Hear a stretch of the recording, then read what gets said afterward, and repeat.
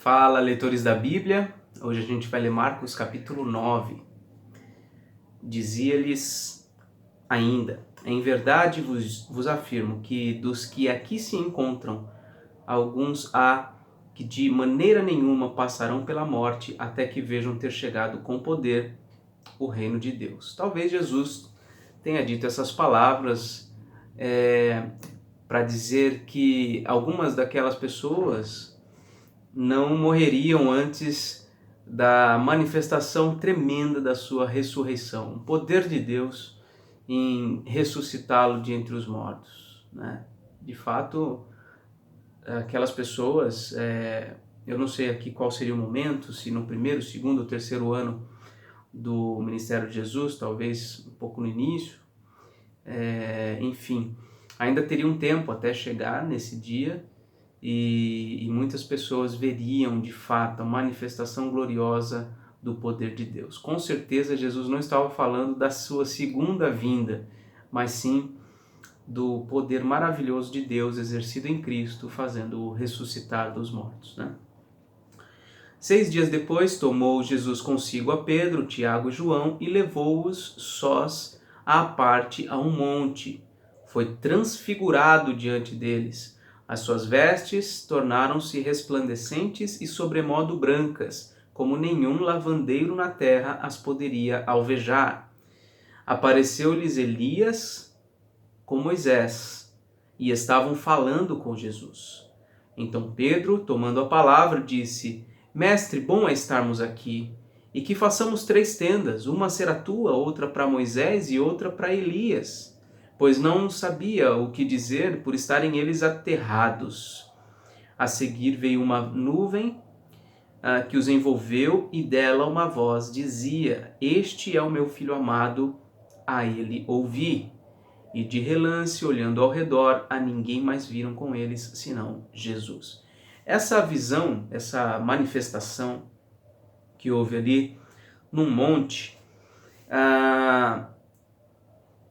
com a presença de Elias, com a presença de Moisés, e essa voz dizendo: Este é o meu filho amado, a ele ouvi. Essa cena, ela é muito importante no sentido de demonstrar para aqueles apóstolos e posteriormente a toda a igreja que a pessoa de Jesus, ela estava acima em importância, em significado, tanto da lei como dos profetas. Moisés, sem dúvida nenhuma, é o representante ali da lei, da instituição legal sobre o povo de Deus. E Elias é o representante dos profetas. Ele foi um dos profetas do Antigo Testamento, que foi usado por Deus em manifestações tremendas de poder. E Jesus, ele é alguém enviado por Deus que tem nele próprio a encarnação do Verbo. Ele é o próprio Deus encarnado. Portanto, ele é maior do que Moisés. Ele é maior do que Elias. Ele não é um igual a eles, ele é maior.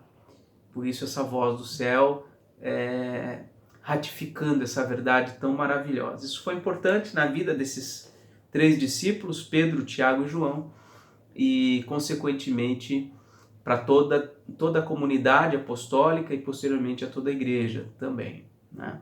Uma coisa que eu percebo também aqui é que Jesus tinha um pequeno grupo ligado a ele, que eram, dentre os 12, 3, Pedro, Tiago e João. Então ele tinha um grupo maior, com 12 pessoas, e um pequeno grupo em que ele tinha uma proximidade muito maior. Isso aqui é interessante a gente perceber. Versículo 9. Ao descerem do monte, ordenou-lhes Jesus que não divulgassem as coisas que tinham visto até o dia em que o Filho do Homem ressuscitasse dentre os mortos. Então veja, aquela visão foi importante para eles naquele momento, para que posteriormente isso fosse transmitido e comunicado para as pessoas, né? Eles guardaram a recomendação, perguntando uns aos outros que seria o ressuscitar dentre os mortos. Interrogaram-no dizendo: por que dizem os escribas ser necessário que Elias venha primeiro? Então ele lhes disse, Jesus falou, Elias, vindo primeiro, restaurará todas as coisas, como pois está escrito sobre o Filho do Homem, que sofrerá muito e será aviltado? Eu, porém, vos digo que Elias já veio e fizeram com ele tudo o que quiseram, como a seu respeito está escrito. Então, o que ele está dizendo aqui não é que que alguém com o mesmo espírito de Elias, ou seja, com as mesmas características. E quem foi este que já veio e que sofreu, né? Nesse caso, que fizeram tudo que com ele, fizeram com ele tudo o que quiseram. Quem é este? Ele se refere aqui, sem dúvida nenhuma, a João Batista. João Batista foi aquele que veio como precursor de Jesus, né? Aquele que veio primeiro para preparar o caminho do Senhor. Seguindo, versículo 14. Quando eles se aproximaram dos discípulos, viram numerosa multidão ao redor e que os escribas discutiam com eles. E logo toda a multidão, ao ver Jesus, tomada de surpresa, correu para ele e o saudava. Então ele interpelou os escribas. Que é que discutis com eles? E um dentre a multidão respondeu, Mestre, trouxe-te o meu filho, possesso de um espírito mudo, e este, onde quer que o apanha, lança-o por terra. Este, né, o espírito, onde quer que o apanha, ou seja, apanha o filho, lança-o por terra, e ele espuma, rilha os dentes e vai definhando. Roguei a teus discípulos que o expelissem, e eles não puderam. Então Jesus lhes disse, ó geração incrédula, até quando estarei convosco? Até quando vos sofrerei? Trazei-mo. E trouxeram-lhe. Quando ele viu a Jesus, o Espírito imediatamente o agitou com violência, e caindo ele por terra, revolvia-se, espumando. Perguntou Jesus ao pai do menino, há quanto tempo isto lhe sucedeu? Desde a infância, respondeu.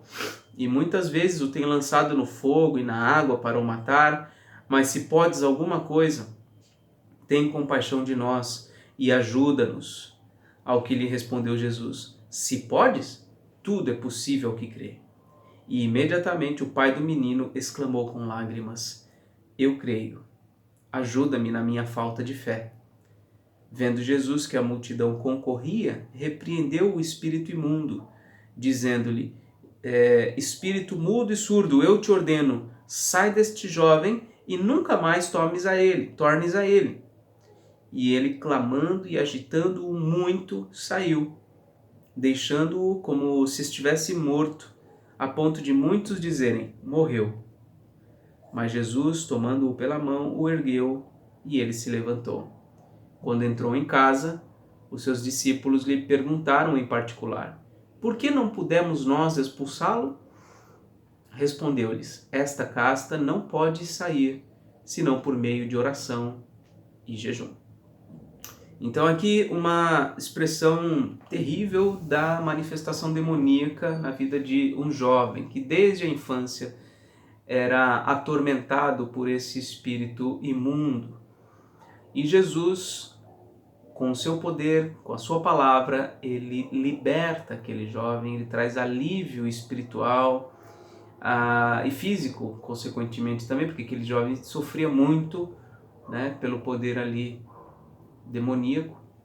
E Jesus, então, com a sua palavra, ele manda que aquele espírito saia e ele deixa, então, aquele menino. É o poder maravilhoso do Senhor Jesus Cristo de trazer libertação. Uma coisa que eu acho muito interessante nessa passagem é que Jesus, o homem, né, o pai do menino, cadê aqui? Ele diz aqui no versículo 12, né? No 21, perdão. Desde a infância, respondeu, e muitas vezes o tem lançado no fogo, na água para o matar, mas se tu podes alguma coisa, tem compaixão de nós e ajuda-nos. Se o Senhor é poderoso, nos ajuda. Ele pede ajuda a Jesus. E aí Jesus fala, se podes, tudo é possível ao que crê. E ali, aquele homem, ele diz alguma coisa que eu creio que faz parte da vida de todo cristão. Ele disse assim, eu creio, ajuda-me na minha falta de fé. Olha que interessante isso aqui, né? Ele diz, eu creio, mas ao mesmo tempo ele diz, ajuda-me na minha falta de fé. Porque a nossa fé, nós cremos no poder de Deus, nós cremos no Senhor Jesus Cristo, mas nós precisamos constantemente ser fortalecidos na nossa fé. Eu creio, ajuda-me na minha falta de fé. Essa é a nossa experiência muitas vezes diante de Deus. Nós cremos, mas precisamos da ajuda do Senhor. O poder desse fenômeno acontecido aqui não foi o poder da fé do pai do menino, mas sim o poder de Jesus. O poder de Jesus. Ele creu no poder de Jesus. E Jesus foi e realizou a sua obra na vida daquele menino. Então ele segue dizendo no versículo 30. E tendo partido dali, passavam pela Galiléia e não queria que ninguém o soubesse. Porque ensinava os seus discípulos e lhes dizia, o Filho do Homem será entregue nas mãos dos homens e o matarão, mas 3 dias depois da sua morte ressuscitará. Eles, contudo, não compreendiam isto e temiam interrogá-lo. Então Jesus, por diversas vezes... Nossa, tá terrível a coceira aqui, viu? Jesus, por diversas vezes, advertiu não, falou para os seus discípulos, olha, vai chegar um momento em que eu vou ser morto e depois de 3 dias eu vou ressuscitar. Ele foi preparando, mas o pessoal não entendia. E eu fico pensando, talvez eu mesmo não entendesse, nem aceitasse esse tipo de coisa sem que tivesse visto isso acontecer. Então, é natural, eu creio que é humano, né, a atitude que eles tiveram e ficaram meio receosos de perguntar, porque acho que eles mesmos nem sabiam quem de fato era Jesus, qual o tamanho do seu poder, qual a sua relação com Deus, né, e ele era o próprio Deus ali encarnado. Tendo eles partido para Cafarnaum, estando ele em casa, interrogou os discípulos, de que é que discorríeis pelo caminho? Mas eles guardaram silêncio, porque pelo caminho haviam discutido entre si sobre quem era o maior. E ele, assentando-se, chamou os 12 e lhes disse, se alguém quer ser o primeiro, será o último e servo de todos. Trazendo uma criança, colocou-a no meio deles e, tomando-a nos braços, disse-lhes, qualquer que receber uma criança, tal como esta, em meu nome, a mim me recebe. E qualquer que a mim me recebe, não recebe a mim, mas ao que me enviou. Então Jesus, ele está dizendo o seguinte, que para alguém ser o maior, para alguém ter uma posição de liderança, precisa se despir de toda a sua arrogância, de todo o seu orgulho, de todo o seu sentimento de capacidade e precisa ser como uma criança. Disse-lhe João, mestre, vimos um homem que em teu nome expelia demônios, o qual não nos segue, e nós lhe o proibimos, porque não seguia conosco. Mas Jesus respondeu, não lhe proibais, porque ninguém há que faça milagre em meu nome, e logo a seguir possa falar mal de mim. Pois quem não é contra nós, é por nós. Porquanto aquele que vos der de beber um copo de água em meu nome, porque sois de Cristo, em verdade vos digo que de modo algum perderá o seu galardão. Então Jesus nos diz aqui que eles não deveriam ter proibido aquele homem de fazer isso, né, de expelir demônios em seu nome, porque ele não estava contra ele. E é interessante, às vezes a gente pensa, a gente tem muitas denominações evangélicas no Brasil, então a gente pensa que o nosso jeito é o jeito ideal, perfeito, e todos os diferentes são errados e são condenados. Mas não é assim. O reino de Deus é muito maior do que a nossa denominação, e os princípios básicos da fé cristã, se eles estiverem presentes, né, na teologia daquele grupo, isso é o bastante. Eu acho que há muito, pelo menos deve ser assim, né? Nós devemos nos unir mais por essas coisas que nos unem do que nos separar. Reformulando, talvez um pouquinho melhor, seria o seguinte: há mais coisas que nos unem do que nos separam. Só que nós nos atentamos muito para as coisas que nos separam e por isso nós vivemos cada um no seu grupinho e falta-nos comunhão, falta-nos essa interatividade entre os grupos que professam a fé no Senhor Jesus Cristo. Versículo 42. E quem fizer tropeçar a um destes pequeninos crentes, melhor lhe fora que se pendurasse ao pescoço uma grande pedra de moinho e fosse lançado no mar. E se tua mão te faz tropeçar, corta, pois é melhor entrares maneta na vida do que tendo as duas mãos ires para o inferno, para o fogo inextinguível, onde não lhes morre o verme, nem o fogo se apaga. E se teu pé te faz tropeçar, corta-o, é melhor entrares na vida aleijado do que, tendo os dois pés, seres lançados no inferno, onde não lhes morre o verme, nem o fogo se apaga. E se um dos teus olhos te faz tropeçar, arranca-o. É melhor entrares no reino de Deus com um só dos teus olhos do que tendo os dois seres lançado no inferno, onde não lhes morre o verme, nem o fogo se apaga. Em outras palavras, o que ele está colocando é o seguinte: nós temos que eliminar pela raiz o nosso pecado. Ele não está falando para a gente cortar aqui, o que ele coloca aqui primeiro? Cortar a nossa mão, literalmente, cortar o nosso pé, literalmente, arrancar os nossos olhos, literalmente. Não é isso que ele está ensinando.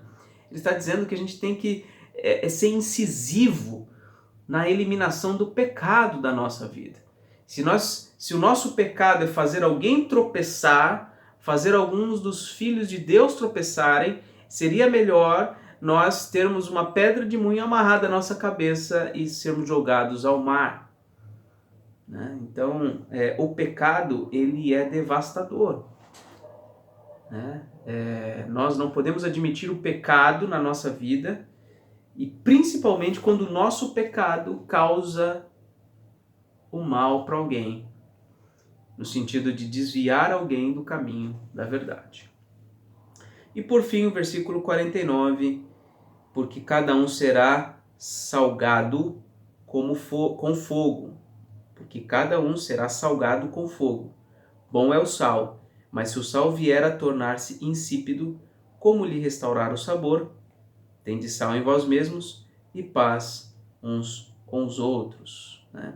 Salgado com fogo, uma expressão interessante aqui que eu não entendi muito bem nesse momento. A gente pode depois dar uma olhada nisso. Mas aqui sobre o sal, a importância de nós sermos como um sal que dá sabor. Né? O sal ele tem essa característica de dar sabor àquilo sobre o que ele está, onde ele está presente. Né? Hoje até no almoço, fui almoçar na minha sogra, estava minha cunhada, elas estavam falando de carne salgada, que às vezes compra uma carne, né, no açougue, vai lá, olha aquela peça, compra e tal, ela está salgada.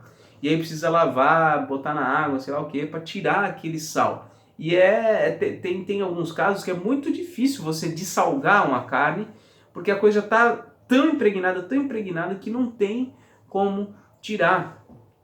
E a presença do cristão no mundo deveria ser como o sal. A nossa influência deveria impregnar tanto no mundo a ponto de ser impossível retirar do mundo essa influência maravilhosa e poderosa do Evangelho. Agora, quando nós nos tornamos insípidos, quando nós não servimos para nada, qual é a nossa influência?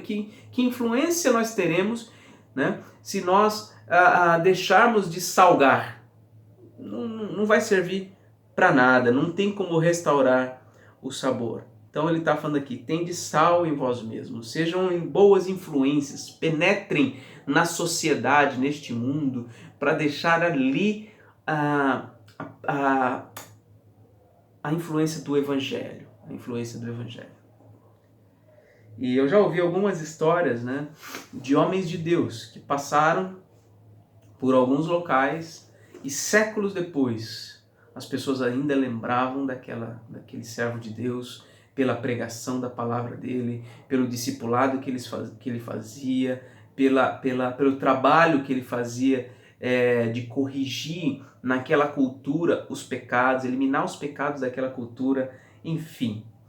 Que nós todos tenhamos esse desejo de fazer a diferença. Não só fazer a diferença, a gente pode fazer a diferença para o mal também, né?